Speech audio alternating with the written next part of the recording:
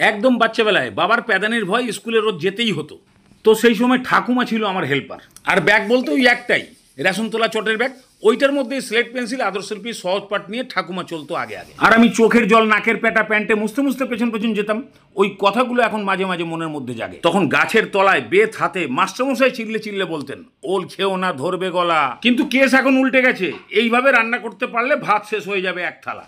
ভালো করে ছোকলা ফোকলা ছাড়িয়ে নেওয়ার পর ছোকলার তলায় যে চোখের মতন একটু থাকে ওগুলোকে কেটে ভালো করে পরিষ্কার করে দিলেই একদম গলা চুলকানোর আর ভয় থাকে না। তারপরেই একদম পিস পিস করে কেটে নিয়ে এক কড়াই জলের মধ্যে সামান্য একটু নুন আর হলুদ দিয়ে বাস এগুলোকে ঢেলে দিন। এগুলো তাহলে সেদ্ধ হতে থাক, ততক্ষণে এই কাজটা করে ফেলুন।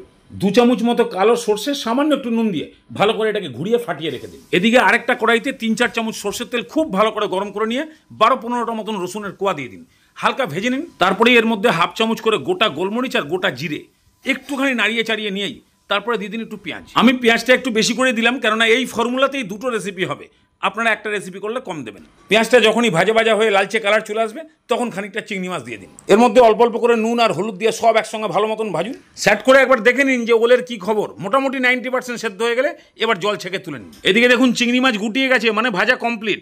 এবার এটাকে নামিয়ে ঠান্ডা করে ওই সর্ষে বাটার মধ্যে দিয়ে দিন। এবার এর মধ্যে কীরকম ঝাল খাবেন সেই অনুযায়ী কাঁচা লঙ্কা আর সামান্য জল দিয়ে একদম পেস্ট, ঠিক একদম এরকম টাইপের সিন্নি মার্কা পেস্ট হলেই ওই সেদ্ধ করা কচুর মধ্যে দিয়ে দিন। আমি এর মধ্যে হাফ দিলাম, হাফ রাখলাম, অন্য একটা রেসিপি হবে। এবার এর মধ্যে 2-3টে চেরা কাঁচা লঙ্কা, পরিমাণ মতো নুন আর 2-3 চামচ সরষের তেল দিয়ে ভালো করে মেখে একটা টিফিন বক্সের মধ্যে দিয়ে দিন। যদি মনে করেন বেশি মাখা মাখা টাইপের লাগছে তাহলে এই 10% কচুকে গলানোর জন্য সামান্য একটু জল দিয়ে ভালো করে মিশিয়ে এবার ঢাকনা বন্ধ করে ফুটন্ত গরম জলে বসিয়ে দিন। এইভাবে ঢাকনা দিয়ে 15-20 মিনিট ফুটন্ত জলের ভাপ দিলেই ওলকচু ভাপা রেডি। এবার নামিয়ে ঢাকনা খুললেই যা একখানা চিংড়ি মাছের সেন্ট পাবেন না, একেবারে মার্ভেলাস।